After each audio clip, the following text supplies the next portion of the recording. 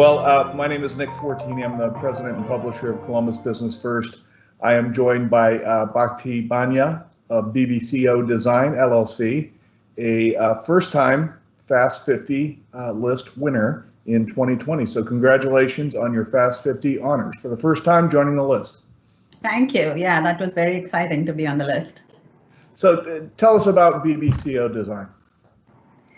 So we are a architecture and interior design firm here in Columbus. We started in 2009, so we're about an 11-year-old company.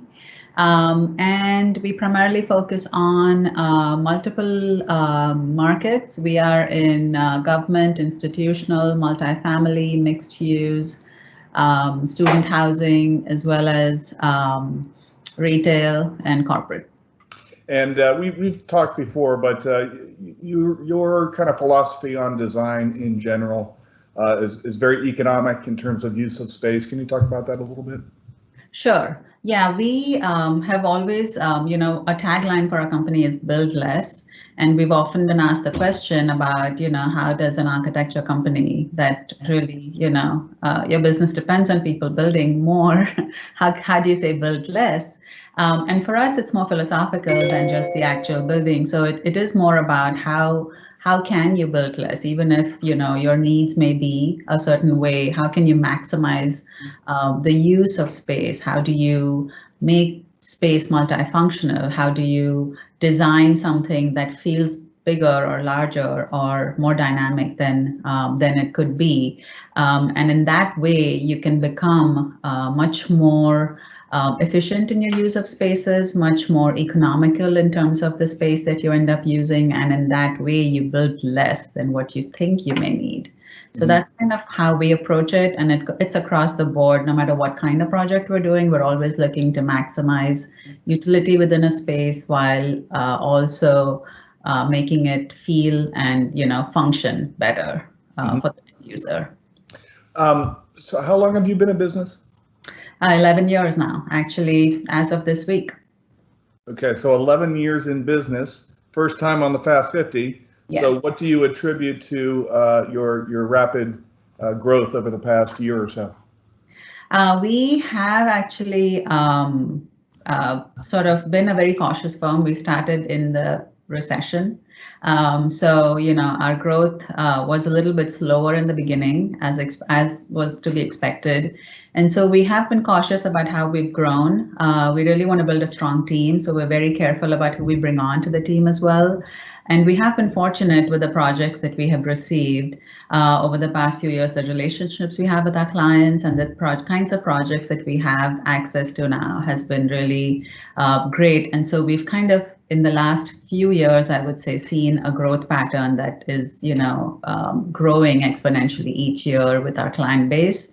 And so this year, we probably could have tried to get on the list a few years ago. We've just been so busy. This year we had a little bit more time to look into these things, and so we were able to submit. This was the first time we submitted as well, so we were very excited to be on the list. Okay, very good.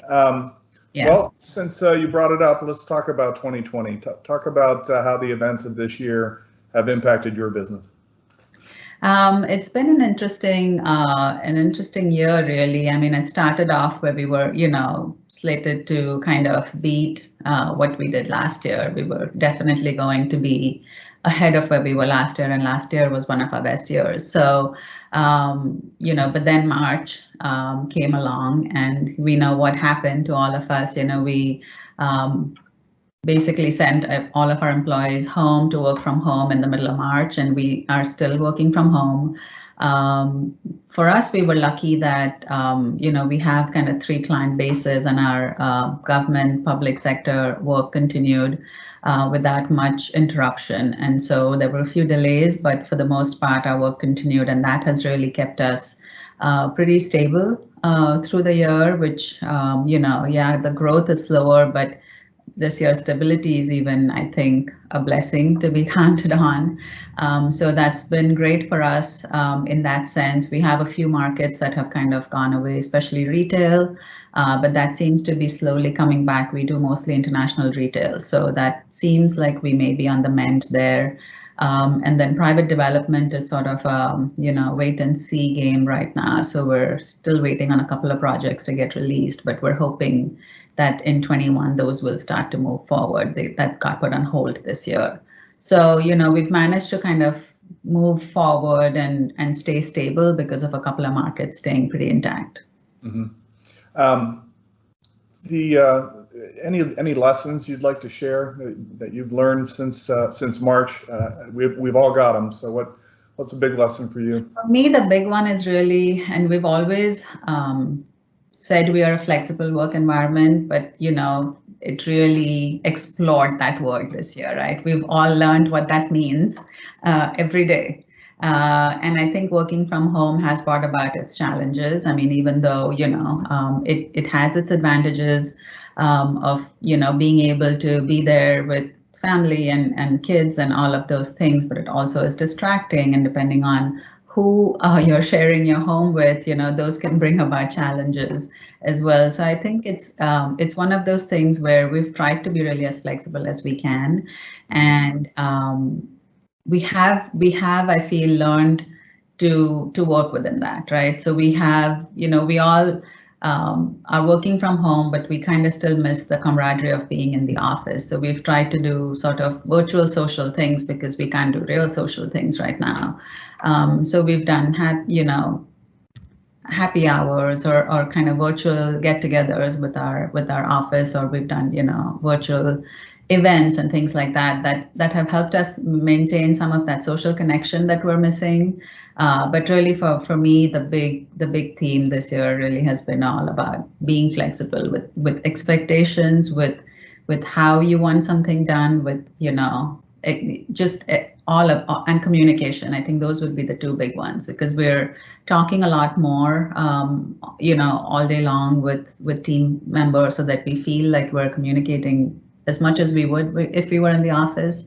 So that's been really nice, and technology has been really helpful with that. So those would be my big ones. And I think that probably will not or should not go away even when we go back in the office, because it has helped communicate with, even outside of the office, with consultants or with clients much easier, instead of always having to meet in person. Sometimes it is more convenient to jump on a call and just have a quick discussion. It's more efficient. So you're the CEO, your husband is the COO. Yeah. So you're both working from home, going through this together with a family. So Yeah. You certainly know this as well as any of your employees or anyone else that's going through this. What's been the biggest challenge? For me, the biggest challenge really has been kind of trying to unplug from one or the other, because you're working from home. The work and home kind of becomes all one thing.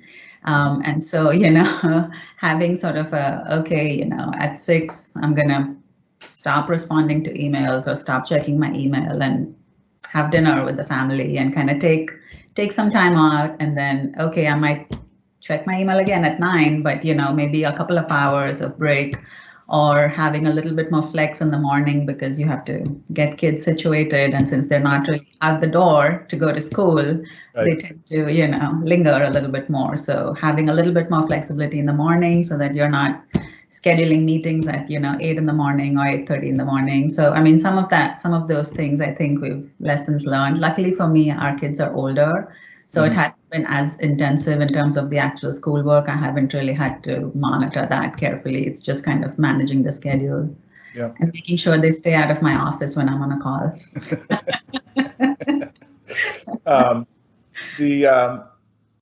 So the events of the last 6 months, have they changed your, besides time management and maybe workforce management, has it changed your perspective on the business? And, will there be changes moving forward as a result of what we've just gone through? I mean, I think there's been a lot of changes in how we, I guess my response to that would be twofold. One is, purely from business in terms of how we function and how we would be functioning going forward. I think some of these things of flex time, working from home, working remote, video conferencing, teleconferencing, I think those things, even if you didn't do it as much before, you are doing it now, and that will continue. So I think those are things that are going to be great going forward within, the business. I think a lot of things that have happened in society, with Black Lives Matters and those things, I think those are the things that, how do you as a business react to that? And how do you as a business, as a minority business, as a woman-owned business, how do we start to address that even within what we do? And obviously, being a minority firm, we want to make sure that we are involved in that process of increasing awareness and raising awareness towards that. So those are things that we're exploring, to be honest, and trying to figure out how and what we can do to contribute to that. Obviously, that's very important. I think as a social change, and as all of us within our company, we care about these things. And as much as the business aspect of everything that's happened during 2020 and COVID and all of its impacts, I think the social things that have happened have also impacted all of us as much. So we're trying to talk about it and see how we can address those coming up. And how does your industry compare to others in terms of its diversity and inclusion metrics? Not great. It fares pretty poorly. Women participation in the industry, even though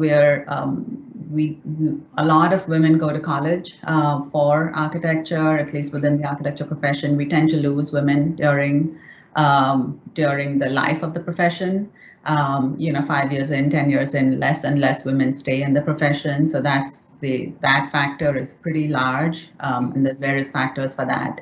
And then diversity is, very low within the profession. So women, people of color, it just, so that definitely needs more work. And those are conversations that, I keep having with people, trying to mentor students coming into the profession, leaving the profession, and really trying to see where we can make a difference, where I can make a difference within those industries. But yeah, that's severely lacking in our industry.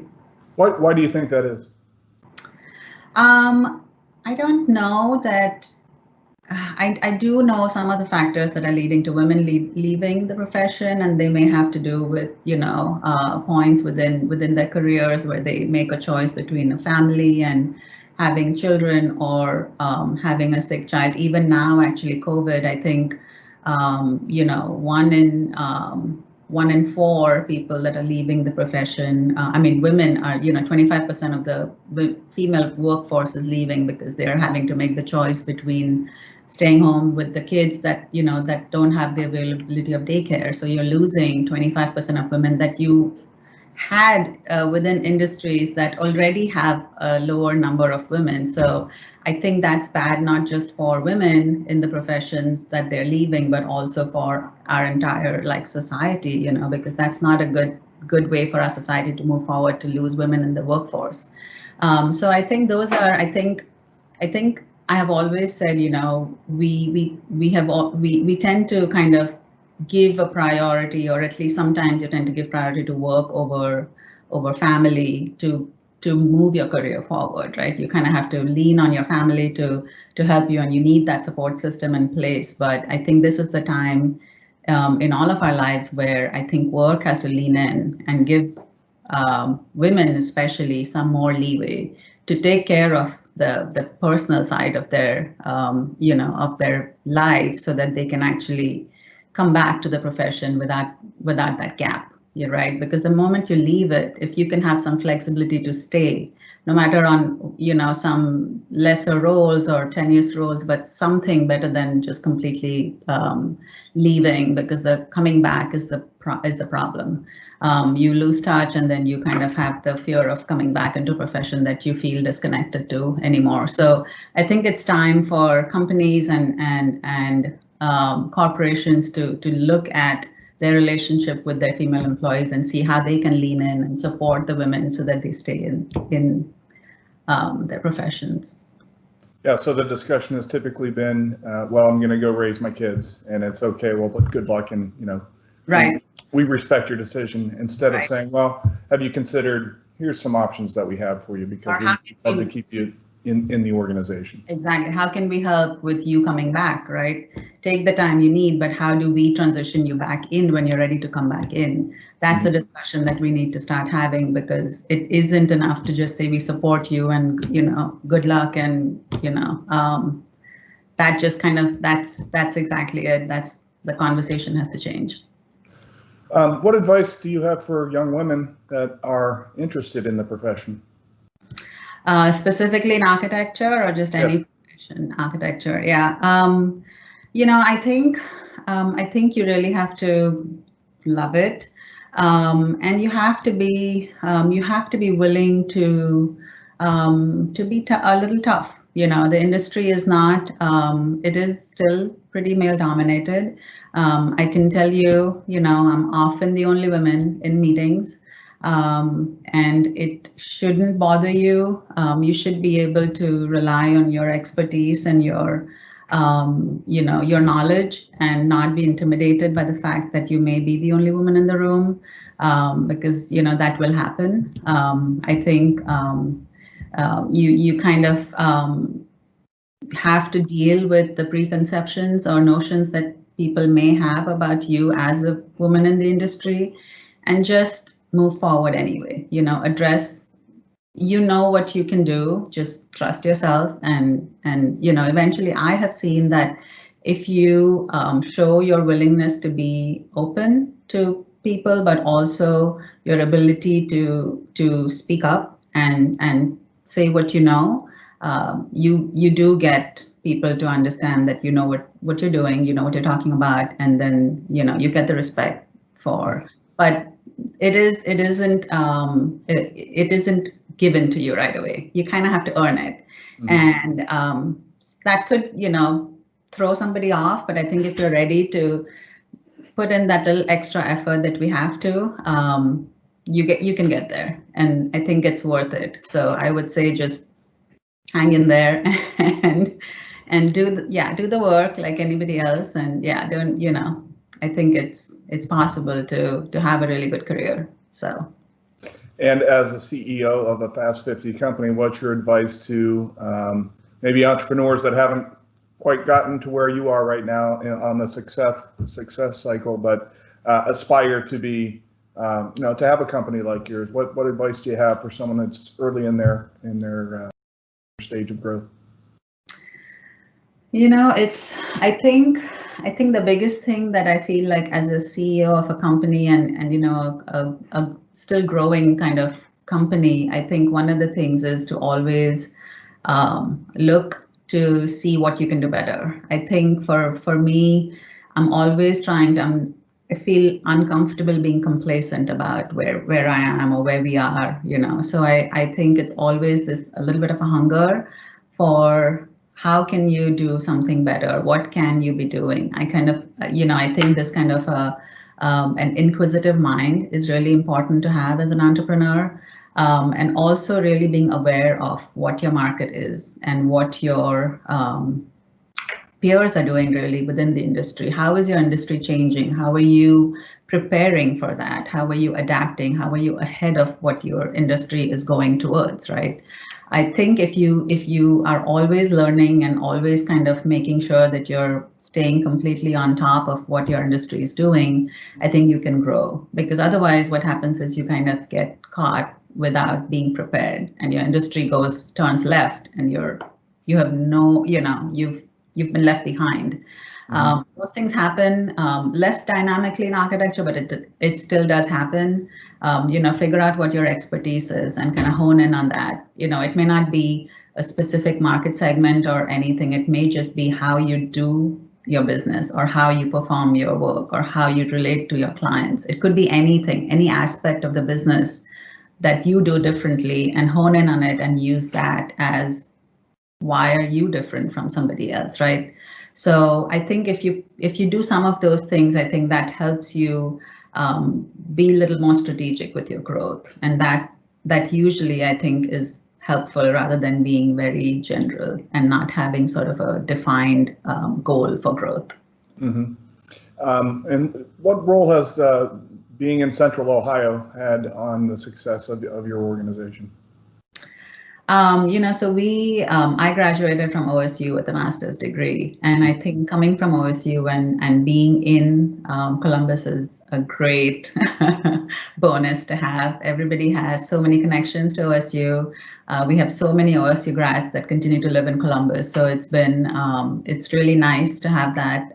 We have had a lot of support from the Knowlton School. I was on the Alumni Society. I was the past president of the Alumni Society for the Knowlton School.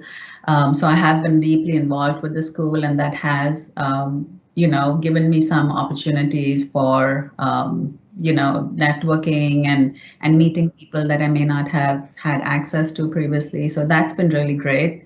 Other than that, I think it's just such a nice community, Columbus. It's a city, but it feels like a village in some ways. I mean, everybody knows everybody, and I'm not even joking when I say that. You always end up meeting somebody that knows somebody else that you know. It seems like more and more that happens. So I feel like it's a great community to have a good reputation in. But you could very easily ruin that if you don't do a good job. So in that sense, it's also, I guess, a double-edged sword. But I really enjoy the community that Columbus has developed. It's very vibrant, it's dynamic, it's diverse in a way that you may not expect, a city in Ohio to be, but it really is. And I think it has a lot to say. And I think in my opinion, it is, on the precipice of like being one of the bigger growing regions in the state. I mean, it already is in the state, but I think it's going to catch some national attention soon here. So I think we're in the right place at the right time. Well, that's due in part to your contributions as an entrepreneur to the city's success and growth. So any parting thoughts? What's that? Any parting thoughts? No, I just I want to say thank you to Business First for having this program. We would never have known that we are number 22 fastest growing in the region. So that's nice to know as a benchmark. It also puts pressure on being on the list again next year. So that's the hope, and continuing to being on the list. I was very impressed by the firms that have been on the list for 5-10 years, and that's quite the achievement. So anyway, it gave us a new goal. So thank you for that. Or that challenging yourself. Exactly. So yeah, I think it's been a nice experience for us. So appreciate it. Well, Bhakti Bania and BBCO, congratulations once again on your Fast 50 honors, and we'll see you next year. Thank you. Looking forward to that. All right. Take care.